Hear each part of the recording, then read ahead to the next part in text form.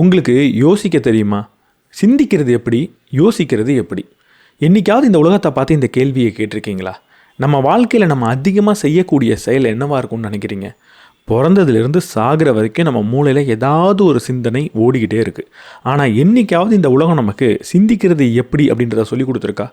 பல்லு விளக்க சொல்லி கொடுத்துருக்கு, ஷூ போடுறதுக்கு சொல்லி கொடுத்துருக்கு. ஆனால் நம்ம ரொம்ப அதிகமாக செய்யக்கூடிய வாழ்க்கையில் ரொம்ப ரொம்ப முக்கியமான இந்த செயல் சிந்திக்கிறது, அதை பற்றி ஒன்றுமே சொல்லி கொடுத்தது கிடையாது. உங்கள் மனதில் இந்த கேள்வி ஓடிக்கிட்டு இருந்தால் அதற்கான பதிலை சொல்லியிருக்கிற ஒரு புத்தகம் தான் திங்க் ஸ்ட்ரைட். இன்றைக்கி இந்த புத்தகத்தோட சம்மரியை தான் நம்ம பார்க்க போகிறோம். யோசிக்கிறது எப்படின்றத நீங்கள் கற்றுக்க போகிறீங்க. நீங்கள் யோசிக்கிற ஒரு முறையில் கண்டிப்பாக ஒரு மாற்றத்தை இந்த வீடியோ கொண்டு வரும்னு நான் நினைக்கிறேன். நம்ம சேனலுக்கு நீங்கள் புதுசாக இருந்தீங்கன்னா நான் படிக்கிற புக்ஸோட சம்மரிஸ் அப்லோட் பண்ணுவேன். நான் படித்ததில் எனக்கு ரொம்ப பிடிச்ச விஷயத்தை கூட ஷேர் பண்ணிப்பேன். நான் படித்ததுலேயே நல்ல புக்ஸ் உங்களுக்கு ரெக்கமெண்ட் பண்ணவும் செய்வேன். அதெல்லாம் உங்களுக்கு பிடிக்கும் அப்படின்னா நம்ம சேனலுக்கு சப்ஸ்கிரைப் பண்ணிவிட்டு பெல் பட்டனை ப்ரெஸ் பண்ணிவிடுங்க.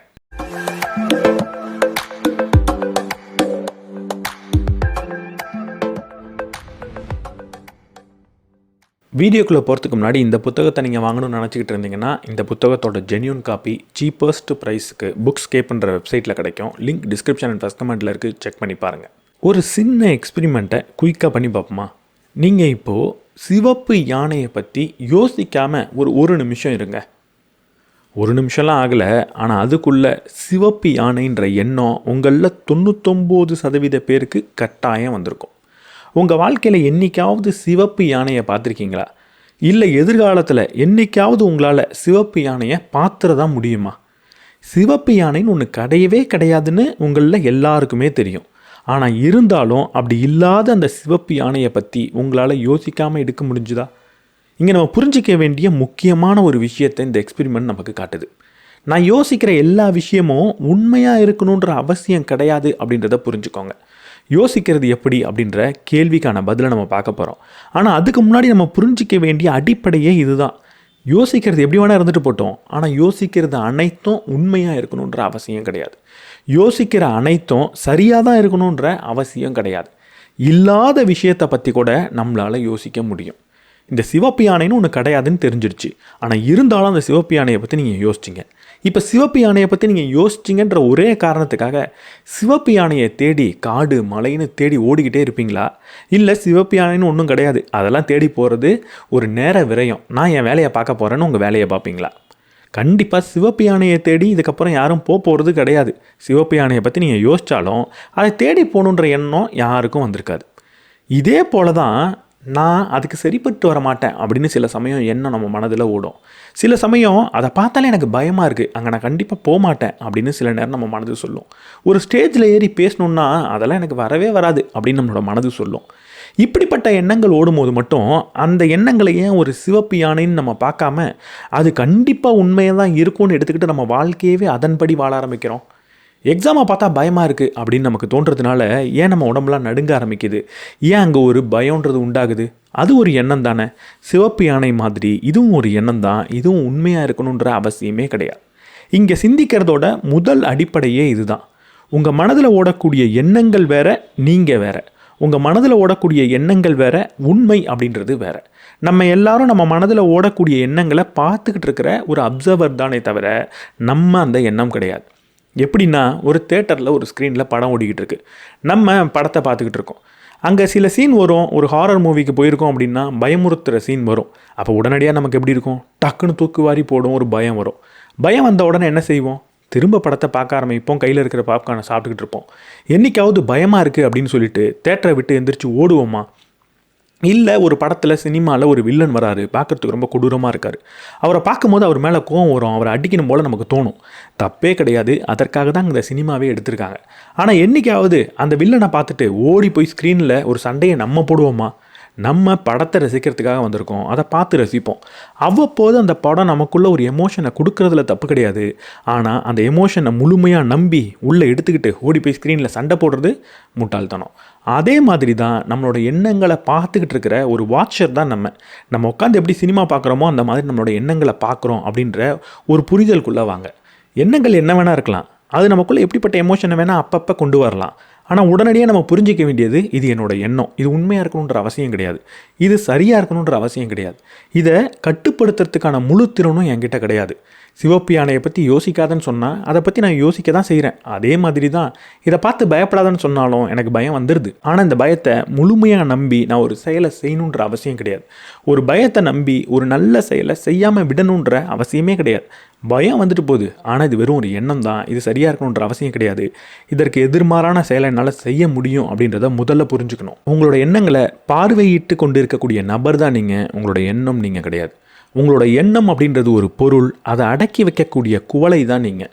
பொருள் எப்படி வேணா இருக்கலாம், ஒரு நாள் நல்லதாக இருக்கும், ஒரு நாள் வீணாக போனதாக இருக்கும், ஒரு நாள் பொருளே இல்லாமல் இருக்கும். ஆனால் குவளை அப்படியே தான் இருக்கும், அது மாறாது.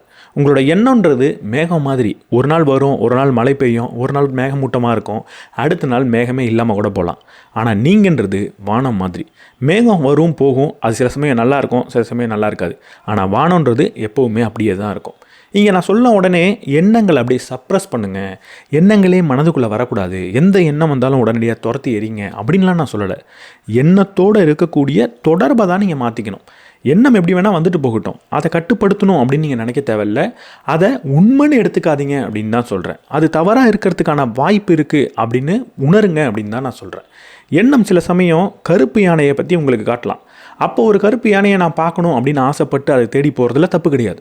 ஆனால் சில சமயம் சிவப்பு யானையை காட்டும். அப்போது சிவப்பு யானைன்றது ஒன்றும் இல்லைன்றது நமக்கு தெரிஞ்சதுக்கப்புறம், சிவப்பு யானையை தேடி போகிறது சரியில்லைன்னு தெரிஞ்சதுக்கப்புறம், அப்போ அந்த எண்ணத்தை முழுமையாக நம்பி சிவப்பு யானையை நோக்கி போகாதீங்க.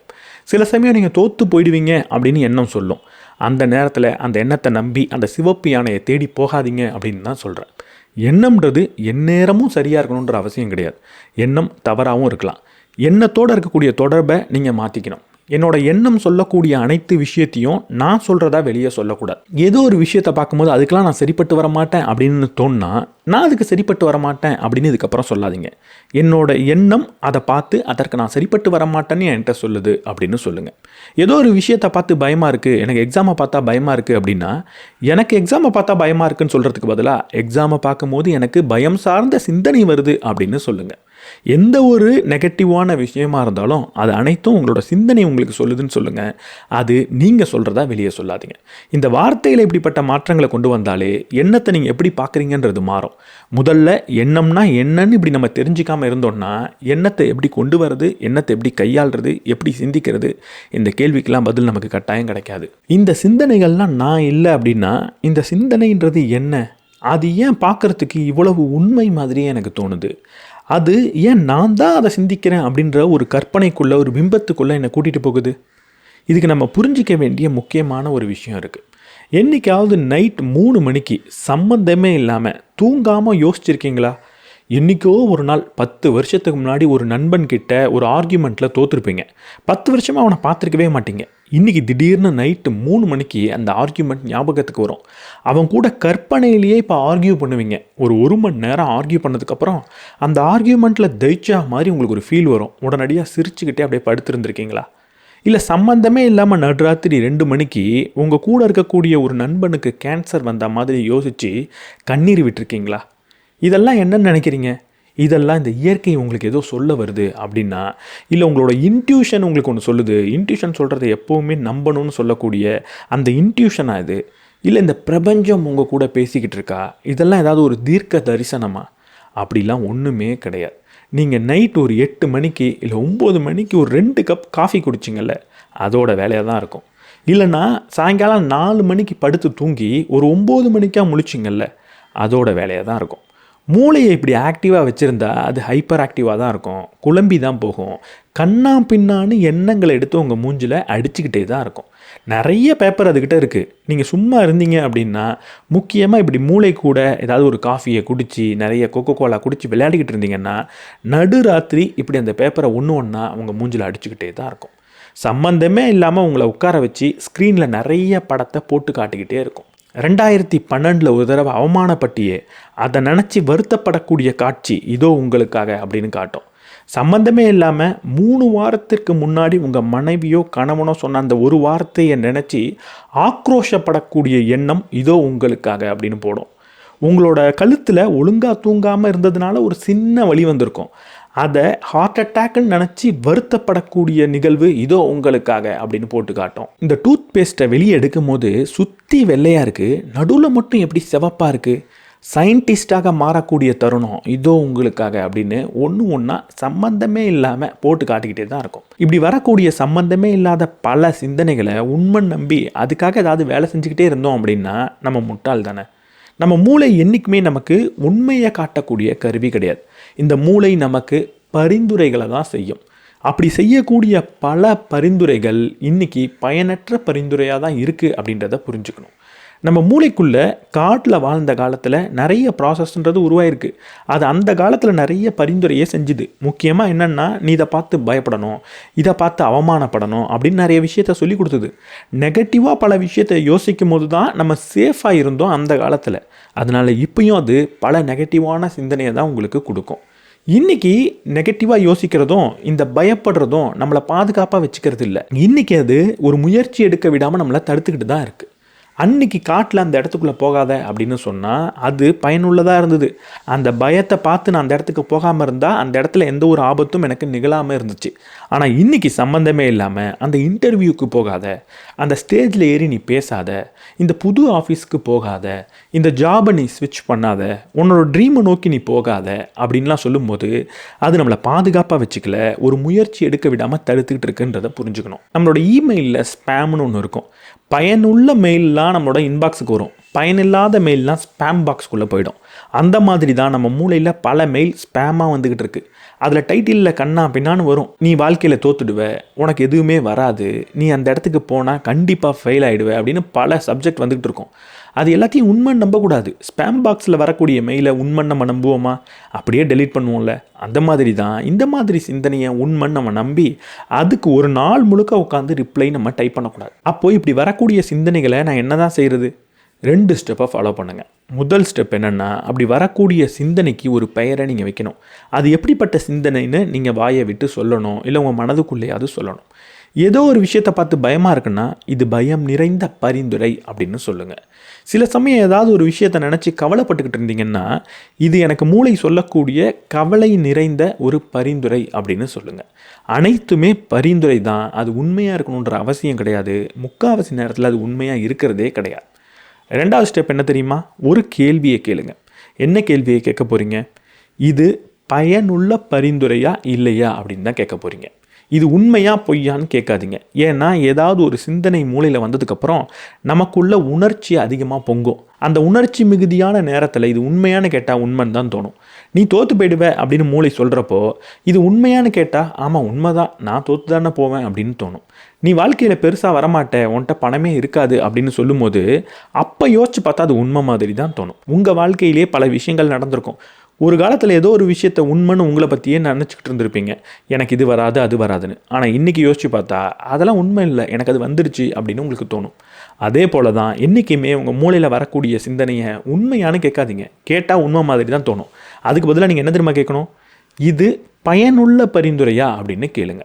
இது எனக்கு பயனளிக்குமா ஏதாவது விதத்தில் அப்படின்னு கேளுங்க. ஒரு இன்டர்வியூவை பார்த்து பயமாக இருந்ததுன்னா அது பயனளிக்குமா அளிக்காதா? அந்த இன்டர்வியூவை பார்த்து பயப்படும் போது அது நமக்கு கட்டாயம் பயனளிக்கும். ஏன்னா எப்போ அதை பார்த்து பயப்படுறனோ அதுக்கு என்னென்னா தயார்படுத்திக்க முடியும். அதே நேரத்தில் இன்டர்வியூ போனாலே நீ தோற்று போயிடுவ, போகாத அப்படின்னு மூளை சொன்னால் அது பயனுள்ளதா? பயனில்லாதது. ஏன்னா இன்டர்வியூக்கு போகாமல் இருந்தால் எனக்கு ஒன்றுமே கிடைக்காது, போய் தோற்று போனால் கூட அனுபவன்ற ஒரு விஷயம் கிடைக்கும். அப்போ இது பயனற்ற சிந்தனை அப்படின்ற பெயரை நீங்கள் அதுக்கு கொடுக்கணும். இங்கே பயனுள்ள சிந்தனை அப்படின்றத எப்படி நீங்கள் கண்டுபிடிக்கிறது? ரொம்ப சிம்பிளாக ஒரே வரியில் சொல்லணுன்னா, உங்கள் மூளையில் வரக்கூடிய அனைத்து சிந்தனையையும் ஒரு விதமாக நீங்கள் ஆராய்ச்சி பண்ணணும். இந்த சிந்தனையை ஒரு பயனுள்ள செயலாக என்னால் மாற்ற முடியுமா அப்படின்ற கேள்வியை கேளுங்க.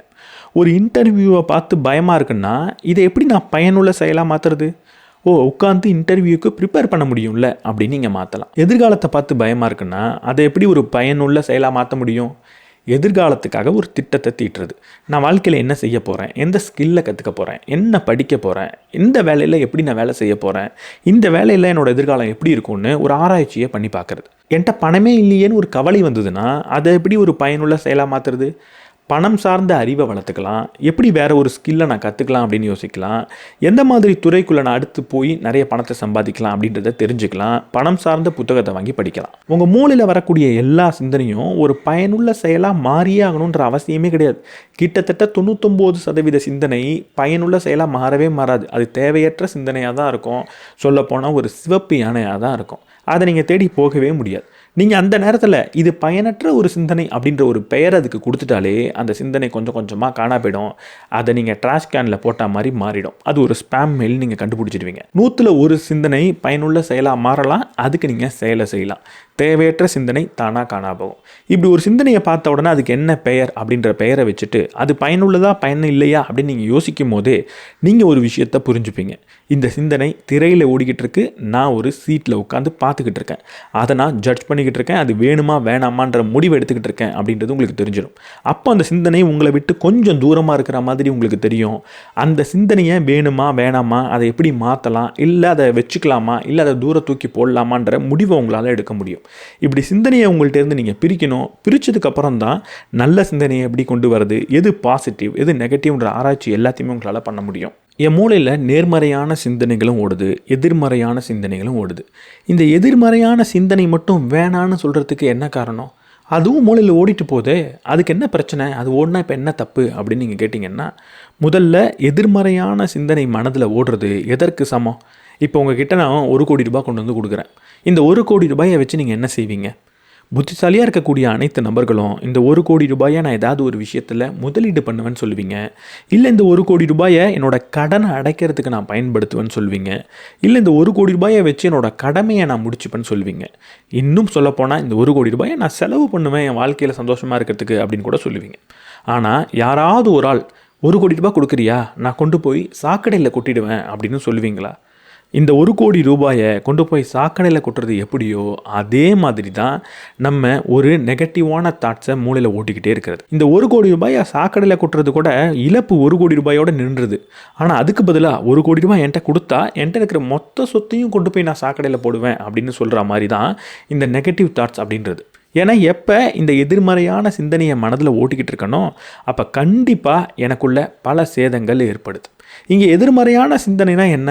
முதல்ல எதிர்மறையான சிந்தனைன்ற வார்த்தைக்கு பதிலாக பயனற்ற சிந்தனை அப்படின்னு சொல்லலாம். எதிர்மறையான சிந்தனைன்றது எல்லாருக்கும் ஒன்றா இருக்கணுன்ற அவசியமே கிடையாது. ஒரு உதாரணத்துக்கு, நான் இப்போ கலெக்டர் ஆக போகிறேன், நான் ஐஏஎஸ்க்கு படிச்சுக்கிட்டு இருக்கேன். அப்போ என் மனதில் சினிமா பற்றின சிந்தனையே ஓடிக்கிட்டு இருக்கு. நான் உடனடியாக சொல்கிறேன், சினிமாவை பற்றி யோசிக்கிறதெல்லாம் யூஸ்லெஸ், அதை பற்றி நான் யோசித்தேன்னா வாழ்க்கையில் உருப்படவே முடியாது, சினிமான்றது ஒரு பயனற்ற விஷயம், அதை நான் தூக்கி போட்டால் தான் என் வாழ்க்கையில் முன்னேற முடியும்னு சொல்கிறேன். இது சரியான்னு கேட்டால் கண்டிப்பாக பயனுள்ளதாக இருக்கும். அப்போ நான் சினிமாவை பற்றி யோசித்து அதற்காக நேரம் விரயம் பண்ண முடியாது. அதை தூக்கி ஓரமாக வச்சுட்டு நான் ஐஏஎஸ் ஆகிறதுக்கான வேலையை தான் பார்க்கணும். ஆனால் அதே நேரத்தில் இப்போ இன்னொரு மனிதர் அவர் வாழ்க்கையில் ஒரு சினிமா டைரக்டர் ஆகணுன்ற கனவோட ஒரு லட்சியத்துக்கு போயிட்டுருக்காரு. அவர் வாழ்க்கையில் சினிமான்றதெல்லாம் யூஸ்லெஸ், இதை பற்றி யோசித்தா வாழ்க்கையில் உருப்படவே முடியாது, சினிமாவில் முன்னேற முடியாது, அதை தூக்கி ஓரமாக வச்சுடுவோம் அப்படின்னு அவர் யோசிச்சாருன்னா அது நெகட்டிவான தாட். அதை அவர் செய்யவே கூடாது. எப்போ அவர் சினிமா பயனற்ற விஷயம், அது யூஸ்லெஸ் அப்படின்னு நினைக்கிறாரோ அப்போ அவரால் அவரோட லட்சிய பாதையில் நடக்கவே முடிகிறது கிடையாது. நம்மளோட லட்சிய பாதையில் நடக்க விடாமல் செய்யக்கூடிய அனைத்து எண்ணங்களையும் தான் நம்ம எதிர்மறையான எண்ணங்கள் அப்படின்னு சொல்கிறோம். எனக்கு எதிர்மறையாக இருக்கிறது உங்களுக்கு எதிர்மறையாக இருக்கணுன்ற அவசியமே கிடையாது. அப்போ இந்த எதிர்மறையான சிந்தனைகள் என்ன மாதிரி இழப்புகளை நமக்கு கொடுக்குது? இந்த எதிர்மறையான சிந்தனைகள் மனதில் ஓடுறதுக்கு நான் என்ன விலையை கொடுக்கணும்? முதல்ல நேரம். நான் ஒரு 45 நிமிஷம் சும்மா உட்காந்து எதிர்மறையான சிந்தனையில் இருக்கேன்னு வச்சுப்போம். உதாரணத்துக்கு எனக்கு ஆஃபீஸில் ஏதோ ஒரு நபர் இது ரொம்ப அடிப்படையான விஷயம், இதை பற்றி என்கிட்ட கேட்குறியன்னு மெயிலில் எல்லாருக்கும் முன்னாடி போட்டுட்டார். இப்போ அதை நினச்சி நமக்கு அடிப்படை அறிவு கூட இல்லைன்னு இவன் சொல்கிறானே, இவன் எவ்வளோ மோசமானவன், நம்ம எப்படியாவது திருப்பி ஒரு மெயில் போடணுமே அப்படின்னு உட்காந்து நான் 45 நிமிஷம் யோசித்தேன்னா அது வெறும் சிந்தனை கிடையாது. 45 நிமிஷத்தை நான் வீணடிச்சிருக்கேன். அந்த 45 நிமிஷத்தில் என்னால் ஒரு புத்தகத்தை படிக்க முடியும். அந்த 45 நிமிஷத்தில் என்னால் அன்றைக்கி நான் செய்ய வேண்டிய ஒரு உடல் பயிற்சியை செஞ்சு முடிச்சிருக்க முடியும், ஏதாவது ஒரு வேலையை செஞ்சு முடிச்சிருக்க முடியும். இந்த 45 நிமிஷம் எனக்கு ஒரு புத்துணர்ச்சியை கொடுக்குற ஒரு செயலை கூட நான் செய்யலாம். ஒரு பாட்டு கேட்டிருக்கலாம், ஒரு வாக்கிங் போயிருக்கலாம், இல்லை ஏதாவது ஒரு படத்தை கூட பார்த்துருக்கலாம். பார்த்துருந்து எனக்கு ஒரு புத்துணர்ச்சி அது கொடுக்குன்னா பயனுள்ள விஷயந்தான் அது. ஆனால் எதுக்குமே சம்மந்தம் இல்லாமல் என்னோடய எனர்ஜியையும் டைமையும் நான் வீணடிச்சிருக்கேன். ரெண்டாவது இந்த எனர்ஜி தான். வெறும் சிந்தனைன்றது சும்மா நேரத்தை வீணடிக்கிறது மட்டும் கிடையாது, நம்ம உடம்புல இருக்கிற சக்தியையும் வீணடிக்குது. ஒரு மூளை ரன் ஆகணும் அப்படின்னா உடம்புல மற்ற எல்லா உறுப்பை விட அதிகமான சக்தியை உறிஞ்சி தான் அது ரன் ஆகிட்டு இருக்குன்றதை புரிஞ்சுக்கோங்க. வீட்டை போட்டுட்டு எங்கேயோ வெளியே போகிறீங்கன்னா முதல்ல என்ன செய்வீங்க? வீட்டில் எல்லா சுவிட்சும் ஆஃப் ஆயிருக்கா அப்படின்னு தான் பார்ப்பீங்க.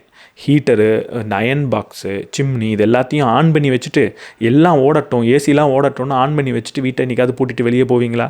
அப்படி நம்ம போவே மாட்டோம். ஏன்னா கரண்ட் ரொம்ப வேல்யூபிளான ஒரு ரிசோர்ஸ்னு நமக்கு தெரியும், அது ரொம்ப காஸ்ட்லின்னு தெரியும். அதனால எல்லாத்தையும் ஒரு தடவைக்கு 10 தடவை ஆஃப் ஆயிருக்கான்னு பார்த்துட்டு தான் வெளியே போவோம். அதே மாதிரி தான் மூளையும். தேவையில்லாத சிந்தனைகள் ஓடிக்கிட்டே இருந்தால் நமக்கு அன்னைக்கு இருக்கிற சக்தியில் பல சக்தியை நம்ம விரயம் பண்ணுறோம் அப்படின்னு அர்த்தம். அதனால என்ன ஆகும்? இன்னொரு நல்ல செயலை நம்மளால் செய்ய முடியாமல் போயிடும். அன்றைக்கி ரொம்ப டயர்டாக நமக்கு ஃபீல் ஆகும். எந்த வேலையும் செஞ்சுருக்க மாட்டோம், ஆனால் இருந்தாலும் ரொம்ப டயர்டாக இருப்போம். அடுத்து ரொம்ப முக்கியமானது ஆப்பர்ச்சுனிட்டி காஸ்ட். இந்த எண்ணங்களை நான் மனதில் ஓட்டி வீணடித்த சக்தியை வச்சு வேறு எதை நான் செஞ்சுருக்கலாம் அப்படின்றத யோசித்து பார்க்கணும். நான் முதல்ல சொன்ன மாதிரி ஒரு புத்தகத்தை நீங்கள் படிச்சிருக்கலாம், ஒரு ஒர்க் அவுட்ஸை செஞ்சு முடிச்சிருக்கலாம், வாழ்க்கையில் முன்னேறத்துக்கான சில வேலைகளை செஞ்சுருக்கலாம். இங்கே நேரமும் சக்தியும் மட்டும் வீணடிக்கப்படலை, அதை வச்சு நான் என்ன செஞ்சுருக்க முடியுமோ அதையுமே நான் தவற விட்டுட்டேன் அப்படின்றத கவனிக்கணும். 4வது டெசிஷன் மேக்கிங், ஒரு முடிவெடுக்கும் திறனில் வரக்கூடிய பாதிப்பு.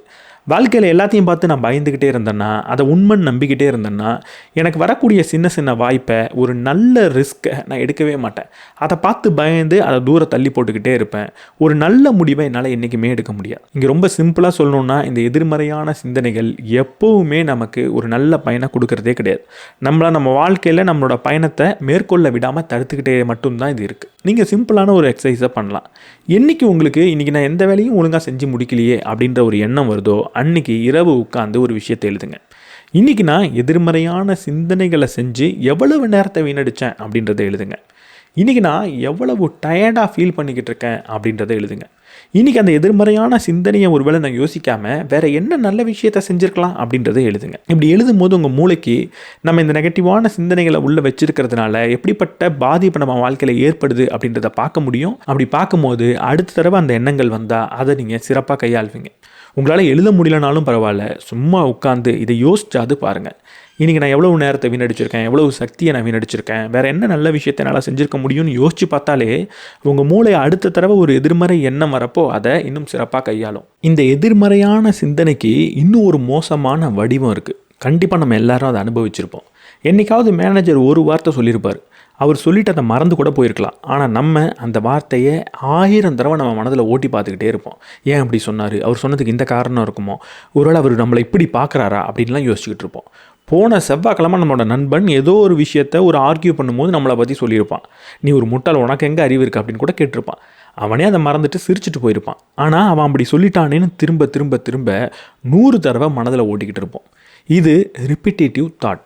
இந்த எதிர்மறையான சிந்தனையோட மோசமான வடிவம் இதுதான். திரும்ப திரும்ப அதையே மனதில் ஓட்டிக்கிட்டே இருக்கிறது. இதை இந்த ஆத்தர் என்ன சொல்கிறாருன்னா செல்ஃப் ஹைஜாக்கிங்னு சொல்கிறார்.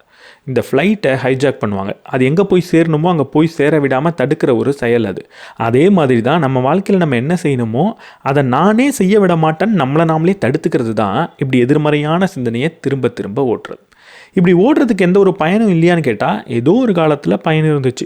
அங்கே போகாத, அங்கே நிறைய பாம்பு இருக்குது அப்படின்னு நம்ம மனது திரும்ப திரும்ப நமக்கு சொல்லும் போது அந்த இடத்துக்கு நம்ம போயிடவே கூடாதுன்ற ஒரு பெரிய பயத்தை வளர்த்துப்போம். நம்ம கூட இருக்கக்கூடிய கூட்டத்தை நம்ம என்றைக்கோ ஒரு நாள் காயப்படுத்திட்டோம் அப்படின்னு இருக்கிறப்போ, இல்லை அவங்க நம்ம மேலே ஒரு வெறுப்பை வளர்த்துக்கிட்டாங்க அப்படின்னு இருக்கிறப்போ அதை திரும்ப திரும்ப நம்ம மூளை நமக்கு சொல்லும். அப்படி சொன்னால் தான் அடுத்த தடவை நம்ம அவங்கள காயப்படுத்திடக்கூடாது, அவங்களோட வெறுப்பை சம்பாதிக்கக்கூடாதுன்ற ஒரு உயிரை காப்பாற்றுற செயலை செய்வோம். அதுக்காக மூளை எந்த ஒரு நெகட்டிவ் தாட்டாக இருந்தாலும் அதை திரும்ப திரும்ப மனதில் ஓட்டிக்கிட்டே இருந்துச்சு, அதுலேருந்து ஒரு பெரிய பாடத்தை கற்றுக்கிறதுக்காக. ஆனால் இன்றைக்கி இது பயனளிக்குதான்னு பார்த்தா உண்மையாக எந்த ஒரு பயனும் அளிக்கிறது கிடையாது. அதுக்கு பதிலாக நம்மளை காயப்படுத்துறதும் நம்ம வாழ்க்கையில் முன்னேற விடாமல் தடுக்கிறதும் அப்படிப்பட்ட செயலை தான் இது செஞ்சுக்கிட்டு இருக்கு.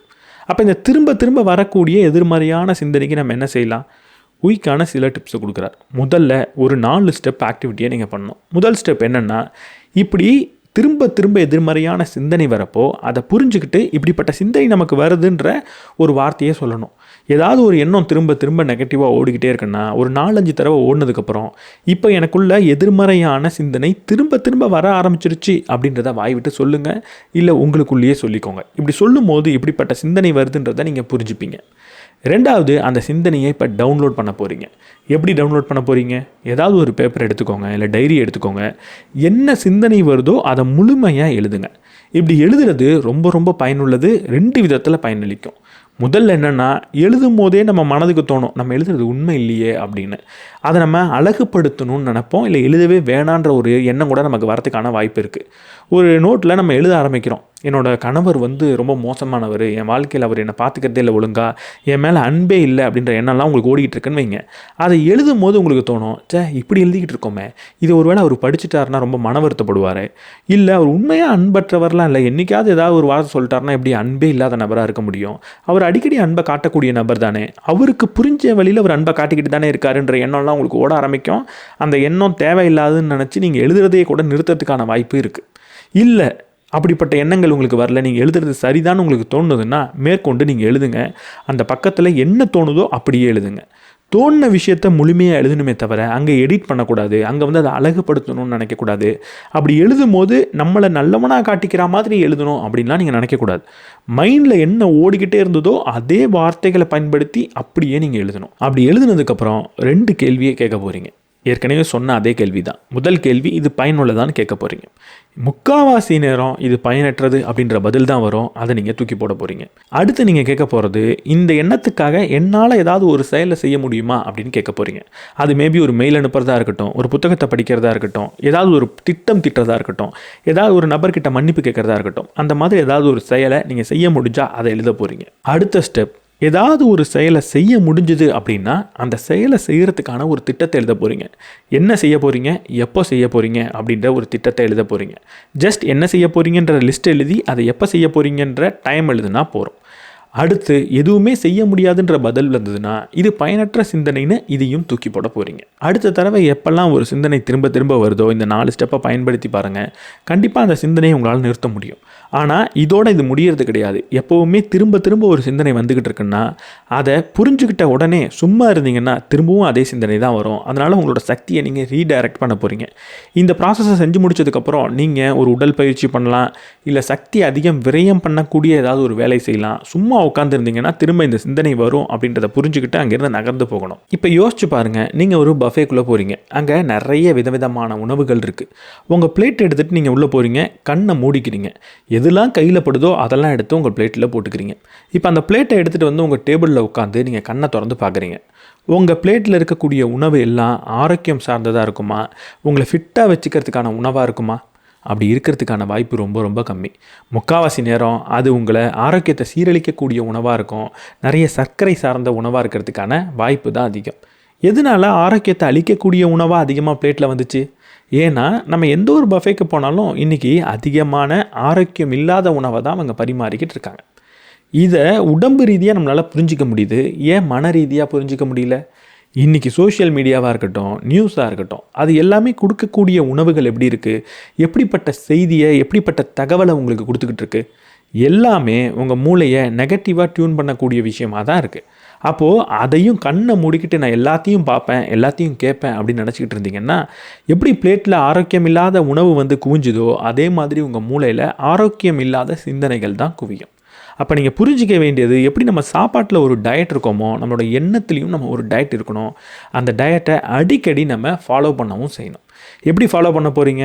இதுக்கு 2 வழி இருக்குது. முதல்ல இன்புட் நம்ம என்ன கொடுக்குறோம் அப்படின்றது ரொம்ப முக்கியம். என்ன சாப்பாடை பிளேட்டில் எடுத்து வைக்கிறோன்றது ரொம்ப ரொம்ப முக்கியம். எப்படி ஒரு நல்ல இன்புட்டை தேர்ந்தெடுக்க போகிறீங்க? கண்ணா பின்னான்னு 24 மணி நேரமும் எந்த நியூஸ் வந்தாலும் நான் பார்ப்பேன் அப்படின்னு நீங்கள் இருக்க போகிறது கிடையாது. எந்நேரமும் சோஷியல் மீடியாவில் என்ன வரும்னே தெரியாமல் அடுத்த மெசேஜ் என்னன்னு நான் ஸ்க்ரோல் பண்ணிக்கிட்டே இருப்பேன் அப்படின்றத நீங்கள் செய்ய போகிறது கிடையாது. ஒரு நபர் கூட உட்காந்து ஆஃபீஸில் பேசும்போது எப்போவுமே நெகட்டிவாக இன்னொரு நபரை பற்றி, இல்லாத நபரை பற்றி ஒரு காசிப் பண்ணுவேன், புறம் பேசுவேன் அப்படின்ற செயலில் நீங்கள் ஈடுபட மாட்டீங்க. இதெல்லாம் தொடர்ந்து நீங்கள் செஞ்சுட்டு வந்தீங்கன்னா, தேவையில்லாத இன்ஃபர்மேஷனை நான் உள்ளே எடுத்துக்க மாட்டேன் அப்படின்ற ஒரு முடிவு எடுத்தீங்கன்னா உங்கள் பிளேட்டில் வரக்கூடிய உணவு எப்போவுமே ஆரோக்கியமானதாக இருக்கும். எந்த மாதிரி பாட்காஸ்ட்டை நீங்கள் கேட்பீங்க, எந்த மாதிரி யூடியூப் வீடியோவை பார்ப்பீங்க, ஈவன் இன்ஸ்டாகிராமில் எந்த மாதிரி அக்கௌண்ட்டை நீங்கள் ஃபாலோ பண்ணுவீங்க, எப்படிப்பட்ட நண்பர்கள் கூட சேருவீங்க, இது எல்லாத்தையும் பார்த்து கவனமாக தேர்ந்தெடுத்தீங்கன்னா உங்கள் பிளேட்டில் ஒரு நல்ல டயட் ஃபுட்டை நீங்கள் கொண்டு வந்ததுக்கு சமம். பிளேட்டில் சில சமயம் மோசமான உணவு வரதை தவிர்க்க முடியாது. நான் சோஷியல் மீடியா, டிவி இதெல்லாம் பயன்படுத்தும் போது ஒரு தவறான ஒரு செய்தின்றது கண்டிப்பாக வரதான் செய்யும். ஒரு தவறான உணவு எனக்கு பிளேட்டுக்கு வந்துடும். ஆனால் இப்போது அதை உண்மையாக நான் சாப்பிட போகிறேன்னா இல்லையா அப்படின்றது தான் ரொம்ப முக்கியம். அதுதான் 2வது ஸ்டெப். எப்படிப்பட்ட சிந்தனை வேணால் மூளைக்குள்ளே போட்டோம், எப்படிப்பட்ட தகவல் வேணால் போட்டோம், ஆனால் அதை நான் என்டர்டைன் பண்ணி திரும்ப திரும்ப அதை பற்றி யோசிப்பனா மாட்டேனா அப்படின்ற சக்தி எப்போவுமே நம்ம கையில் தான் இருக்குது. நான் என்னோட எண்ணம் கிடையாது அப்படின்னு சொல்லியிருந்தேன். ஆனால் என்னோட எண்ணத்துக்கு நான் பொறுப்பாக இருக்க முடியும். என்னோட எண்ணம் ஒரு தவறான எண்ணமாக இருக்குது, என்னோட எண்ணம் ஒரு எதிர்மறையான எண்ணமாக இருக்குது அப்படின்னா உடனடியாக அதை நிறுத்தி என்னால் மாற்றிக்க முடியும். என் பிளேட்டில் ஒரு தவறான உணவை ஒருத்தர் கொண்டு வந்து வச்சிடலாம், இந்தாங்க ஸ்வீட் சாப்பிடுங்கன்னு வச்சிடலாம். எனக்கு அது உடம்புக்கு ஒத்துக்காது அப்படின்னு தெரிஞ்சதுக்கப்புறம் அதை சாப்பிடாமல் இருக்கிறதுக்கான சக்தி என் கையில் இருக்குது. அதே மாதிரி தவறுதெல்லாம் ஒரு நிறைய இன்ஃபர்மேஷன் மூளைக்குள்ளே போக தான் செய்யும்.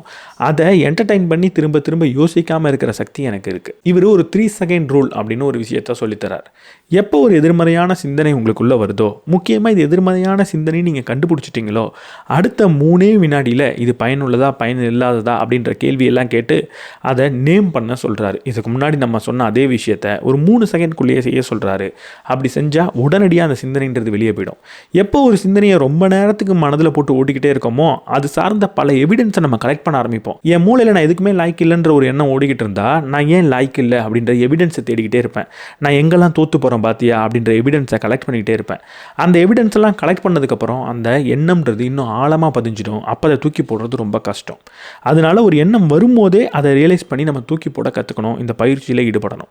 ரொம்ப முக்கியமாக ஒவ்வொரு நாளும் இல்லை அடிக்கடி நீங்கள் சும்மா உட்காந்து நேர்மறையான சிந்தனையை யோசித்து பார்க்கணும். இங்கே நான் டாக்ஸிக் பாசிட்டிவிட்டியை பற்றி பேசல. இந்த டாக்ஸிக் பாசிட்டிவிட்டினா பிரச்சனைகள் அப்படியே தூக்கி எறிகிறது, பிரச்சனையை பார்க்காமலே இருக்கிறது. ஒரு பிரச்சனை இருக்கும்போது அதை தீர்க்கணும்னு நினைக்காம அதையே பாசிட்டிவாக பார்க்குறது, அதை பற்றிலாம் நான் சொல்லலை. நான் என்ன சொல்கிறேன்னா, உண்மையாக பாசிட்டிவான விஷயம் உங்கள் வாழ்க்கையில் இருக்கும், அதை பற்றி யோசிச்சு பாருங்கள். ஏதாவது ஒரு பிரச்சனை இருக்குன்னா அந்த பிரச்சனையை தீர்க்கிறத பற்றி யோசிச்சிங்கன்னா அதுவே பாசிட்டிவ் தாட் தான். அந்த பிரச்சனையை பற்றி மட்டும் யோசித்து அதை வளர்த்துக்கிட்டு இருந்தீங்கன்னா அது ஒரு நெகட்டிவ் தாட். இந்த நெகட்டிவ் தாட்டை தூக்கி வச்சுட்டு பாசிட்டிவாக அடிக்கடி யோசிங்க. இந்த நெகட்டிவான இன்புட்டை முடிஞ்ச அளவுக்கு உள்ளே எடுத்துக்காமல் இருங்க. இதை நீங்கள் எப்போவுமே பண்ணலனாலும் அடிக்கடி அப்பப்போ பண்ணிக்கிட்டு இருந்தீங்கன்னா உங்கள் மூளையில் நல்ல எண்ணங்கள் வரதுக்கான வாய்ப்பு ரொம்பவே அதிகரிக்கும். இப்படி நம்ம மனதில் வரக்கூடிய லட்சக்கணக்கான எண்ணங்களை ஒன்று ஒன்றா எடுத்து இது சரியானதா பயனுள்ளதா அப்படின்னு யோசித்து அதை ஃபில்டர் பண்ண முடியுமா? அப்படி நம்மளால் பண்ணவே முடியாது. அப்படி பண்ணக்கூடாது அப்படின்னா அதை நம்ம ஆட்டோமேட் பண்ணி ஆகணும், இல்லை அதற்காக ஒரு சிஸ்டமை உருவாக்கணும். எப்படி தினமும் காலையில் எழுந்திரிச்சா நம்மளாவே பல் விளக்குறோமோ, இன்றைக்கி நம்ம பல் விளக்கணுமா வேணாமான்னு யோசிக்காமல் அந்த செயலை எடுத்து செய்கிறோமோ, அதே மாதிரி நம்மளோட எண்ணத்தை ஃபில்டர் பண்ணுறதுக்கும் அதை ஆராய்ச்சி பண்ணி பார்க்குறதுக்கும் அதை பரிசோதனை பண்ணி பார்க்குறதுக்கும் ஒரு சிஸ்டமை நம்ம க்ரியேட் பண்ணோம். அதுக்கு ஒரு சிம்பிளான ஐடியாவே இவர் சொல்கிறார். 3 ஸ்டெப் தான். முதல்ல நீங்கள் காலைல எழுந்திரிச்ச உடனே எடுத்த உடனே ஏதோ ஒரு நியூஸை பார்க்குறதோ, இல்லை ஏதோ ஒரு நபர்கிட்ட உட்காந்து ரொம்ப நேரம் பேசுகிறதோ, இல்லை சோஷியல் மீடியா ஃபோன் எடுத்து பார்க்குறதோ செய்யவே கூடாது. ஒரு அரை மணி நேரம் நீங்கள் தனிமையில் இருந்ததுக்கப்புறம் அது மேபி உங்களை நீங்கள் புதுப்பிச்சுக்கிற செயலாக இருக்கலாம். நீங்கள் ஒரு பாத்ரூம் போகிறதா இருக்கலாம், பல் விளக்குறதா இருக்கலாம். முதல் அரை மணி நேரம் யார்கிட்டையும் எதுவும் பேசாதீங்க, இல்லை எதையும் எடுத்து புதுசாக ஒரு இன்ஃபர்மேஷனை கன்சியூம் பண்ணாதீங்க. ஒரு அரை மணி நேரம் உங்கள் கூட நீங்கள் தனிமையில் இருந்ததுக்கப்புறம் உங்கள் மூளையில் நிறைய எண்ணங்கள் வர ஆரம்பிக்கும். இப்போ முதல் வேலையாக காலையில் ஒரு பேப்பர் எடுத்து உங்கள் மூளையில் எந்த எண்ணம் வந்தாலும் அந்த எழுத சொல்கிறார். சில சமயம் இன்றைக்கி நான் பால் வாங்கணும், காய்கறிகள் வாங்கணும் அப்படின்ற எண்ணம் கூட வரலாம். இன்றைக்கி நான் என்ன சமைக்கிறது அப்படின்ற எண்ணம் கூட உங்களுக்கு வரலாம். எது வந்தாலும் தப்பு கிடையாது. அது எல்லாத்தையும் ஒரு பேப்பரில் எழுத சொல்கிறாரு. காலையில் எந்திரிச்சு ஒரு அரை மணி நேரம் கழிச்சு. ரெண்டாவது, அந்த எண்ணம் எல்லாத்தையும் உங்களோட கோர் பிலீஃபோட ஒத்து போகுதான்ற ஒரு ரிவ்யூவை அடுத்து பண்ண சொல்கிறார். உங்களுக்கான சில பிரின்சிபல்ஸை, சில தத்துவத்தை நீங்கள் உருவாக்கணும், இல்லை உங்கள் வாழ்க்கையோட லட்சியத்தை கூட நீங்கள் உருவாக்கணும். ஒரு 10 முக்கியமான ஐடியாவை நீங்கள் எழுதி வைங்க ஒரு பேப்பரில். அது மேபி எனக்கு என்னோடய குடும்பம் ரொம்ப முக்கியம், என்னோடய குடும்பத்தின் சந்தோஷம்தான் முக்கியம் அப்படின்றதா இருக்கலாம். ரெண்டாவது பாயிண்ட், என் வாழ்க்கையில் இந்த இடத்துக்கு நான் போய் சேரணும் அப்படின்ற ஒரு பாயிண்ட்டாக இருக்கலாம். என் வாழ்க்கையில் இந்த வயதில் நான் இந்த பணத்தை சம்பாதிக்கணும், இப்படிப்பட்ட ஒரு ஃபைனான்ஷியல் ஃப்ரீடமை நான் அடையணும் அப்படின்றதா இருக்கலாம். ஒரு 5லேருந்து 10 ஐடியா கண்டிப்பாக உங்களுக்கு இருக்கும். இதை நீ வாழ்க்கையில் சாதிச்சே ஆகணும்னு இருக்கும், இதுதான் வாழ்க்கையில் ரொம்ப முக்கியம்னு இருக்கும். அதை 10 எழுதி உங்கள் கண்ணுக்கு தெரிகிற மாதிரி வச்சுக்க சொல்கிறார். இப்போ உங்கள் மூளையிலேருந்து நீங்கள் எழுதின ஒவ்வொரு எண்ணத்தையும் உடனடியாக இந்த 10ல் எது கூடயாவது இது பயனுள்ளதாக இருக்கா, இல்லை தேவையில்லாததா அப்படின்ற கேள்வியை மட்டும் கேட்க சொல்கிறார். இப்படி ஒரு எண்ணங்களை நீங்கள் லிஸ்ட் பண்ணி எழுதும் போது உங்களோட லட்சியங்களை லிஸ்ட் பண்ணி எழுதுறது ரொம்ப ரொம்ப முக்கியம். அதை காலையில் பார்க்குறது ரொம்ப ரொம்ப முக்கியம். நம்ம எல்லாருக்குமே தெரியும் நம்ம குடும்பம் தான் நமக்கு ரொம்ப முக்கியம்னு. குடும்பத்தோட சந்தோஷத்துக்காக தான் நம்ம எல்லாம் செய்கிறோம் அப்படின்றது நமக்கு தெரியும். ஆனால் அதை நமக்கு ஞாபகப்படுத்திக்காமல் இருக்கிறப்போ நம்ம என்ன செய்கிறோம்? குடும்பத்தையே காயப்படுத்திடுறோம், நம்ம கூட இருக்கிறவங்க மேலேயே கோவப்பட்டுடுறோம், அவங்க கூட இருக்கிற நேரத்தை தூக்கி எறிஞ்சிட்டு வேலைன்னு ஓட ஆரம்பிச்சிடுறோம். ஆனால் ஒவ்வொரு நாளும் இந்த 10 விஷயமோ இல்லை 5 விஷயத்தையும் நீங்கள் ஞாபகப்படுத்திக்கிறீங்கல்ல, அதுவே பெரிய விஷயம். அன்றைக்கி ஃபுல்லாக ஒவ்வொரு விஷயமும் அதற்கு சார்ந்ததாக இருக்கும். அதை நீங்கள் வயலேட் பண்ணாமல் ஒவ்வொரு வேலையும் செய்வீங்க. அதை தாண்டி இப்படி காலையிலேயே வந்த சிந்தனையை நீங்கள் அது கூட ஒப்பிட்டு பார்க்கும்போது முதல்ல உங்கள் மூளைக்கு ஒரு விஷயம் தெரிஞ்சிடும். நம்ம யோசிக்கிற எல்லா சிந்தனையும் ஒரு வாட்டி செக் பண்ணிக்கணும் போல இருக்குது அப்படின்ற ஒரு ஐடியா கிடைக்கும். கடைசியாக 3ஆவது ஸ்டெப் என்ன பண்ண போகிறீங்கன்னா, ஒவ்வொரு நாள் ஈவினிங்கோ இல்லை ஒரு இரவு பொழுதில் உட்காந்து அன்றைக்கி என்ன மாதிரி சிந்தனை வந்தது அப்படின்ற ஒரு ஆடிட்டை பண்ணுங்கள். நான் இன்றைக்கி என்ன செஞ்சேன், எவ்வளோ ப்ரொடக்டிவாக இருந்தேன் அப்படின்றத பற்றிலாம் அவர் எழுத சொல்லலை. இன்றைக்கி எனக்கு எப்படிப்பட்ட சிந்தனை வந்தது, நேர்மறையான சிந்தனை மட்டும் வந்ததா, இல்லை எந்த சிந்தனை எனக்கு வந்திருக்க வேணாம்னு நான் நினைக்கிறேன், எந்த சிந்தனைக்கு அதிகமான நேரத்தை சக்தியை நான் விரயம் பண்ணிட்டேன், எது சம்மந்தமே இல்லாமல் பயனற்ற விஷயத்தை நான் யோசிச்சுக்கிட்டே இருந்தேன் அப்படின்றத சும்மா எழுத சொல்கிறேன். இது எல்லாத்தையும் நீங்கள் எழுதி தினமும் பண்ணிக்கிட்டு வந்தீங்கன்னா உங்கள் மூளைக்கு ஒன்று தெரிஞ்சிடும். உங்கள் மூளை ஒரு விதமாக டியூன் ஆகிடும். அது என்னென்னா, பயனில்லாத சிந்தனை தேவையில்லைன்றத மூளை புரிஞ்சுக்கும். உடனடியாக அது எப்போவுமே பாசிட்டிவாக தான் யோசிக்கும், எப்போவுமே பயனற்ற சிந்தனையை தூக்கி போட்டுரும் அப்படின்றதெல்லாம் கிடையாது. ஆனால் இதோட ரேஷியோன்றது குறையும். அதிகமாக பயனுள்ள விஷயத்தை நீங்கள் யோசிப்பீங்க, கொஞ்சமாக பயனற்ற விஷயத்தை யோசிப்பீங்க. அதனால பயனுள்ள விஷயம் கொடுக்கக்கூடிய பயன்கள் உங்களுக்கு அதிகமாக கிடைக்கும். அடுத்து ஒரு ரொம்ப முக்கியமான டூல் இருக்குது. அது என்னென்னா, என்னோட ஒப்பீனியன் என்ன, என்னோட பிரின்சிபல்ஸ் என்ன அப்படின்றத நான் பிரித்து பார்க்க கற்றுக்கணும். நம்ம மூளையில் ஓடக்கூடிய பல விஷயங்கள் ஒப்பீனியனாக தான் இருக்கும். நீ அதுக்கு வேலைக்காக மாட்ட, நீ தோற்று போயிடுவ, உன்னால் இதை சரியாக செய்ய முடியாது, நீ கண்டிப்பாக எல்லாருக்கும் முன்னாடி ஃபெயில் ஆகிடுவ, எல்லோரும் உன்னை பார்த்து சிரிப்பாங்க. இப்படி பல விஷயங்கள் நம்ம மூளையில் ஓடுறது எல்லாமே நம்மளோட ஒப்பீனியனாக இருக்கும். இல்லை சோஷியல் மீடியாவில் யாரோ நமக்கு சொல்லிக் கொடுத்த ஒப்பீனியனாக இருக்கும். இல்லை இந்த சொசைட்டி நமக்கு சொல்லிக் கொடுத்த சில ஒப்பீனியனாக இருக்கும். நீ ஃபெயில் ஆகிடக்கூடாது, வாழ்க்கைனா இதுதான் வெற்றி, இது தோல்வி அப்படின்னு பல விஷயங்கள் நமக்கு சொல்லிக் கொடுத்துருப்பாங்க. அதன் மூலமாக சில ஒப்பீனியன் நம்ம மூளையில் ஓடிக்கிட்டே இருக்கும். இப்படி ஓடக்கூடிய ஒப்பீனியனை நம்ம என்ன பண்ணுறது? இந்த ஒப்பீனியன்ஸ் எல்லாத்தையுமே நம்மளால் ஃபில்டர் பண்ண முடியும். அப்படி யூஸ் பண்ணக்கூடிய ஃபில்டர் தான் பிரின்சிபல்ஸ் அப்படின்னு நம்ம சொல்லுவோம். நம்ம வாழ்க்கையில் சில பிரின்சிபல்ஸ் கட்டாயம் நமக்கு இருக்கணும். அப்போ தான் நம்மளோட யோசனைகளை நம்மளால் சரியாக வச்சுக்க முடியும், நம்மளோட சிந்தனைகளை சரியாக வச்சுக்க முடியும். எந்த மாதிரி பிரின்சிபல்ஸ்? ஒரு உதாரணத்துக்கு, நான் யாருமே பார்க்கல அப்படின்றதுக்காகலாம் ஒரு தப்பை செஞ்சிட மாட்டேன். யாருமே பார்க்கலன்றதுக்காக ஒரு தவறான வாய்ப்பை பயன்படுத்திக்க மாட்டேன். நான் ஒரு செயலில் தோத்தனா இல்லை ஜெயிச்சனான்றதுலாம் எனக்கு முக்கியம் கிடையாது. நான் எவ்வளவு எஃபர்ட் போட்டேன் அப்படின்றது மட்டும்தான் எனக்கு முக்கியம் அப்படின்ற ஒரு பிரின்சிபலாக இருக்கலாம். எப்போவுமே பேசிக்ஸில் நான் ஃபோக்கஸ் பண்ணுவேன், மற்ற விஷயங்களை பெருசாக நான் அதில் ஃபோக்கஸ் பண்ணிவிட்டு பேசிக்ஸை விட மாட்டேன் அப்படின்ற ஒரு பிரின்சிபலாக இருக்கட்டும். இப்படி நம்ம வாழ்க்கைக்குன்னு ஒரு 10-15 பிரின்சிபல்ஸ் கட்டாயம் ஒவ்வொரு நபருக்கும் இருக்கும். அது அவங்களோட வாழ்க்கை அனுபவம் அவங்களுக்கு சொல்லி கொடுத்ததாக இருக்கும். நான் கடன் வாங்க மாட்டேன், பணத்தை நான் கட்டாயம் சேமிப்பேன். இப்படி பல பிரின்சிபல்ஸ் நமக்கு நம்ம வாழ்க்கை சொல்லி கொடுத்துருக்கோம். அதை கட்டாயம் ஒரு பேப்பரில் நம்ம எழுதி வைக்கணும். நமக்கு எப்போல்லாம் இப்படி ஒரு ஒப்பீனியன் வருதோ அந்த ஒப்பீனியனை ஒவ்வொரு தடவையும் இந்த பிரின்சிபல்ஸ் கூட நம்ம கம்பேர் பண்ணி பார்க்கணும். ஒரு உதாரணத்துக்கு, நான் புதுசாக ஒரு விஷயம் செஞ்சேன்னா கண்டிப்பாக நிறைய பேருக்கு முன்னாடி நான் தோற்று போக வேண்டி வரும் அப்படின்னு எனக்கு தோணலாம். உதாரணத்துக்கு, நான் ஒரு பாட்காஸ்ட் பண்ணணும்னு இப்போ நினைப்பேன். பாட்காஸ்ட்டை நம்ம இது வரைக்கும் பண்ணதே இல்லையே. நம்ம புக் ரிவ்யூஸ் பண்ணியிருக்கோம், புக் சம்மரிஸ் பண்ணியிருக்கோம். திடீர்னு ஒரு பாட்காஸ்ட்டில் ஒரு இன்டர்வியூ மாதிரி நம்ம பேசினோன்னா இப்போ நம்ம தோற்று போகிறதுக்கான வாய்ப்பு இருக்குது. ஆனால் இதுக்கு முன்னாடி நம்ம தோற்றுருந்தா நம்மளை பார்க்குறதுக்கு ஆள் இல்லை, ரொம்ப கம்மியான ஃபாலோவர்ஸ் இருந்தாங்க. இப்போ 2 லட்சத்துக்கும் அதிகமான பேர் நம்மளை பார்த்துக்கிட்டு இருக்காங்க. இப்போ அவங்களுக்கு முன்னாடி போய் நான் தோற்று போகலாமா, நமக்காக ஒரு இமேஜ் இருக்கே அப்படின்லாம் நான் யோசிக்கலாம். அப்போ யோசிக்கும் போது உடனடியாக என்னோடய பிரின்சிபல்ஸ் கூட நான் கம்பேர் பண்ணுவேன். எனக்கு வெற்றியோ தோல்வியோ முக்கியம் கிடையாது, நான் எவ்வளவு எஃபர்ட் போடுறேன் அப்படின்றது தான் முக்கியம். ஒவ்வொரு தடவை எஃபர்ட் போடும்போதும் அதுலேருந்து நான் என்ன கற்றுக்கிறேன்றது தான் முக்கியம் அப்படின்ற ஒரு பிரின்சிபல்ஸ் இருக்கும்போது நான் கண்டிப்பாக இதை பற்றி கவலைப்பட மாட்டேன். புதுசாக ஒரு பாட்காஸ்ட்டை கண்டிப்பாக ட்ரை பண்ணுவேன். அதில் நான் தப்பாக கூட இருக்கலாம், அது ஒரு நேர்த்தியாக வராமல் போகலாம், அது உங்களுக்கு ஒரு ஆர்வத்தை பிடிச்சி வைக்கிற மாதிரியான விஷயமா இல்லாமல் போகலாம். ஆனால் ஒவ்வொரு தடவையும் நான் ஏதாவது கற்றுப்பேன், ஒவ்வொரு தடவையும் நான் எஃபர்ட் போடுவேன். இப்படி நான் யோசிக்கக்கூடிய அனைத்து ஒப்பீனியனையும் ஒரு பிரின்சிபல் வச்சு ஃபில்டர் பண்ணி எடுத்தேன்னா கண்டிப்பாக என்னால் என்ன செய்ய முடியும், என்ன செய்யணுன்றது எனக்கு தெரியும். அடுத்து நம்ம நல்லா யோசிக்கணுன்னா ரொம்ப ரொம்ப முக்கியமான ஒரு டூல் இருக்குது. அந்த டூலோட பேர் என்ன தெரியுமா? வாசிப்பு. நிறைய புத்தகங்கள் நீங்கள் படிக்கும் போது தானாகவே உங்களோட சிந்தனைன்றது நேர்மறையாக மாறும், பயனுள்ளதாக மாறும். எப்படி யோசிக்கணும் அப்படின்றத கூட புத்தகம் படிக்கும்போது நீங்கள் கற்றுப்பீங்க. நம்மளோட எண்ணங்கள்ன்றது என்ன, நம்ம மூளையில் எப்படிப்பட்ட இன்ஃபர்மேஷன் இருக்கோ, தகவல் நிறைஞ்சிருக்கோ, அது ஒன்றோடு ஒன்று கனெக்ட் பண்ணி உருவாகக்கூடிய ஒரு நிகழ்வு தான் நம்மளோட சிந்தனைன்றது, எண்ணம்ன்றது. என்னோடய எண்ணம் எனக்கு பயனளிக்கவே இல்லை, ரொம்ப மோசமாக இருக்குது, நான் ஓவர் திங்கிங் பண்ணுறேன் அப்படின்னா என்ன அர்த்தம்? என் மூளையில் இருக்கக்கூடிய தகவல் அதற்கு உகந்ததாக மட்டும்தான் இருக்குது அப்படின்னு அர்த்தம். என்கிட்ட எப்படிப்பட்ட ஒரு இன்க்ரீடியன்ட் இருக்கோ அதை வச்சு தான் என்னால் ஒரு சமையலை செய்ய முடியும். என்கிட்ட சர்க்கரை மட்டும்தான் இருக்குன்னா என்னால் ஒரு இனிப்பு பண்டத்தை தான் செய்ய முடியுமே தவிர அங்கே உரப்பாக என்னால் எதுவும் செய்ய முடியாது. காரமாக ஏதாவது செய்யணுன்னா எனக்கு காரமான இன்க்ரீடியன்ட்ன்றது கட்டாயம் தேவை. அதை வச்சே இல்லாதப்போ என்னால் ஒரு ஸ்வீட்டை மட்டும்தான் செய்ய முடியும் அப்படின்றத நம்ம புரிஞ்சுக்கணும். என்கிட்ட உப்பே இல்லைன்னா நான் செய்யக்கூடிய உணவுலையும் உப்புன்றது இருக்க போகிறது கிடையாது. அப்போ நிறைய நல்ல தகவலை மூளையில் குமிச்சு வச்சுருந்தீங்கன்னா தானாகவே அதை வச்சு தான் உங்கள் மூளை சமைக்கணும். அதை வச்சு ஒரு சிந்தனையை தான் உங்கள் மூளை உங்களுக்கு கொடுக்கணும். அப்போ தொடர்ந்து புத்தகம் வாசிக்கும் போது தானாக உங்களுக்கே தெரியாமல் உங்களோட எண்ணம்ன்றது மாறும். புத்தகம் படிக்கிறதோட முக்கியத்துவம் என்ன அப்படின்னு என்கிட்ட கேட்டிங்கன்னா ரொம்ப சிம்பிளாக இந்த பதிலை மட்டும்தான் நான் சொல்வேன். நிறைய நல்ல தகவல் உங்கள் மூளைக்கு கிடைக்கும். நிறைய நல்ல மென்டல் மாடல்ஸ் உங்கள் மூளைக்கு கிடைக்கும். அதனால தானாகவே நீங்கள் சிந்திக்கிறது எல்லாமே கொஞ்சம் கொஞ்சமாக மாறும். அந்த மாற்றம் உங்கள் வாழ்க்கையை மாற்றும். ஒரு புத்தகத்தை படிச்சுட்டா உடனடியாக அந்த புத்தகத்தில் என்ன படிச்சனோ அது மட்டும்தான் என் வாழ்க்கையை மாற்றணுன்ற அவசியம் கிடையாது. ஒரு 2 மணி ரிலேட்டட் புத்தகத்தை படித்தா நான் பணக்காரன் ஆகிடுவேன் அப்படின்றது கிடையாது. 2 பணம் சார்ந்த புத்தகத்தை படிக்கிறது மூலமாக உங்கள் வாழ்க்கையில் வேறு ஏதோ ஒரு துறை கூட மாறலாம். ஏன்னா இதுலேருந்து கற்றுக்கிட்ட இன்ஃபர்மேஷனை விட அந்த இன்ஃபர்மேஷனை வச்சு உங்கள் மூளை என்ன சமைக்குதுன்றது ரொம்ப ரொம்ப முக்கியம். அதுக்கு நீங்கள் நிறைய புத்தகத்தை படித்தாகணும். புத்தகம் படிக்கிறதுனால சிம்பிளாக உங்களுக்கு 3 விஷயம் கிடைக்கும்.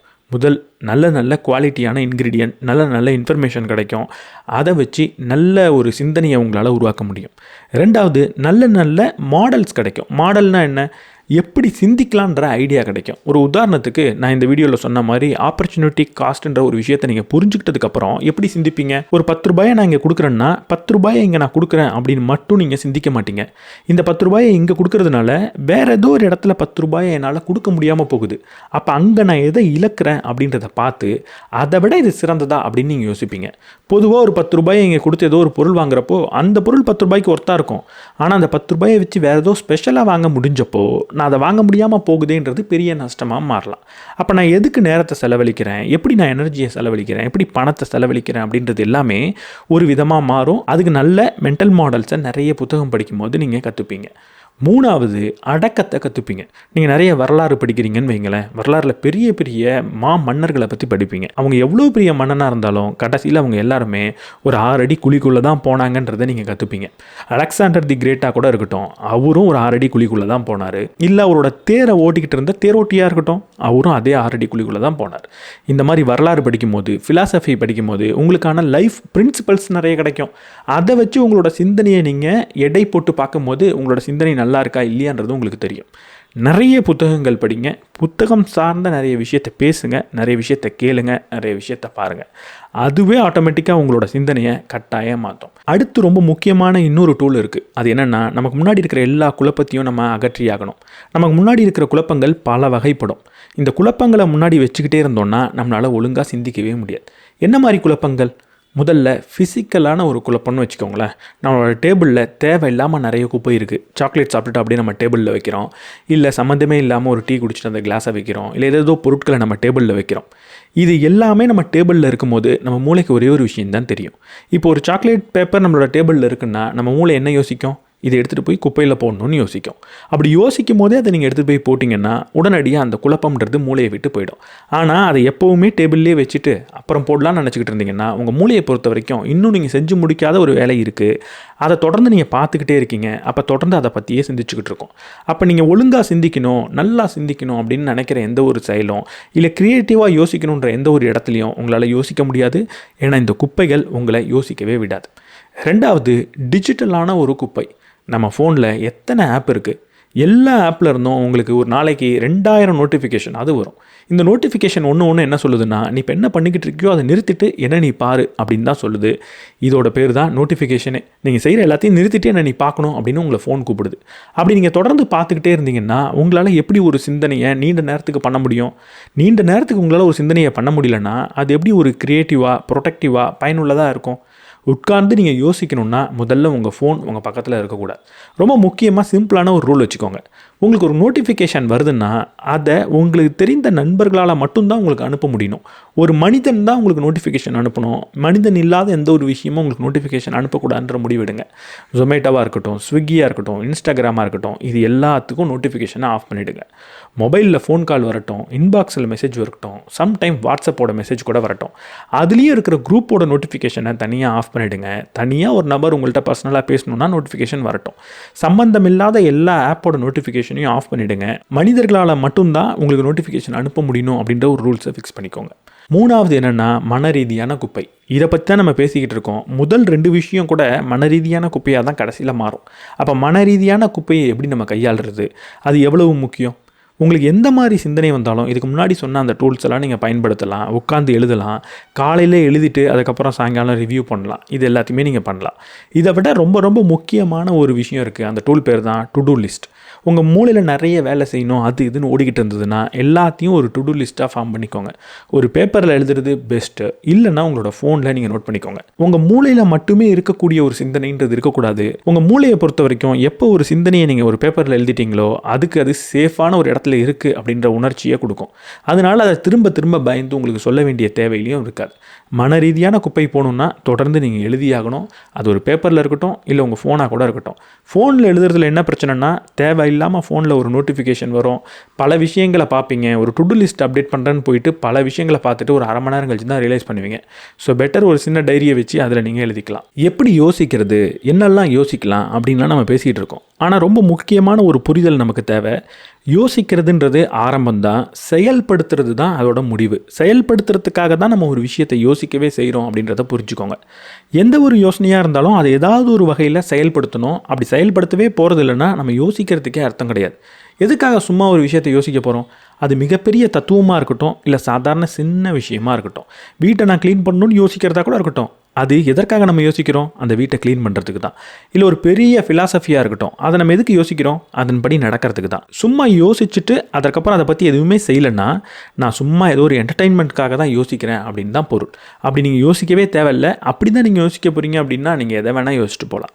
அப்போ யோசிக்கிறதோட அடுத்த நிலை நம்ம செயல்படுத்துறது தான். செயல்படுத்துறது ஏன் முக்கியம்? நான் எப்போ செயல்படுத்துகிறனோ அப்போ தான் நான் யோசித்தது சரியா தப்பா அப்படின்றதே எனக்கு தெரியும். நான் ஏதோ ஒரு விஷயம் யோசிச்சுக்கிட்டு இருக்கேன்.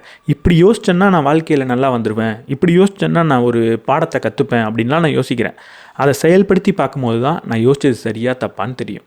நீங்கள் எவ்வளோ புத்தகம் படித்தாலும், எவ்வளோ பேர் உங்களுக்கு சொல்லிக் கொடுத்தாலும், அவங்க சொல்லிக் கொடுத்ததை நீங்கள் சரியாக புரிஞ்சுக்கிட்டு இருக்கீங்களான்னு பார்க்குறதுக்காவது அவங்க சொன்னதை நீங்கள் செஞ்சு பார்க்கணும். செஞ்சு பார்க்காம ஜஸ்ட் தெரிஞ்சு வச்சுக்கிட்டு இருக்கீங்கன்னா அதுக்கு நீங்கள் தெரிஞ்சு வச்சுக்காமலே இருக்கலாம். எப்போ ஒரு விஷயத்தை செயல்படுத்தி பார்க்குறோமோ அப்போ தான் புதிய எண்ணங்களே நமக்கு வரும். நம்ம மூளையில் ஒரு எண்ணம் மூடிக்கிட்டு இருக்கோம். அதை நம்ம செயல்படுத்தும் போது தான் அது தொடர்பான அடுத்த சிந்தனையும் அதை பற்றின புதிய சிந்தனையும் நமக்கு வரும். அங்கேருந்து தான் க்ரியேட்டிவிட்டி பிறக்குமே தவிர ஒரு விஷயத்தை பற்றி யோசிச்சுக்கிட்டே இருக்கிறதுனால க்ரியேட்டிவிட்டின்றது பிறக்காது. நீங்கள் எவ்வளவு க்ரியேட்டிவான ஒரு ஜாபாக வேணா இருக்கட்டும், ஏதோ ஒரு ஓவியத்தை வரைய போகிறீங்கன்னு வச்சுப்போம், அதை பற்றி நீங்கள் யோசிக்கலாம். ஆனால் அதை வரைஞ்சி பார்க்கும்போது தான் நீங்கள் யோசித்த மாதிரி உங்களால் செய்ய முடியுமா, இல்லை வேறு விதமான அப்ரோச் உங்களுக்கு தேவையான்றதே நீங்கள் தெரிஞ்சுப்பீங்க. அப்போது ஒரு விஷயத்தை செயல்படுத்துறதுக்கு என்ன செய்யலாம்? 2 சிம்பிளான ஸ்டெப்பை சொல்கிறாரு. 2 ஸ்டெப் தான். முதல்ல நீங்கள் எந்த சிந்தனைக்குள்ளே போனாலும் அதுக்காக என்ன செய்ய முடியும்னு யோசிங்க. அப்படி யோசிக்கும் போது இருக்கிறதுலையே சின்னதாக என்னால் என்ன செய்ய முடியும் அப்படின்னு யோசிங்க. நான் புத்தகம் படிக்கணும் அப்படின்ற ஒரு எண்ணத்துக்குள்ளே போயிட்டேன். அப்போ அதுக்காக என்னால் செய்ய முடிஞ்ச ரொம்ப ரொம்ப சின்ன வேலை என்னென்னா ஒரு புத்தகத்தை ஆர்டர் போடுறதா இருக்கலாம்.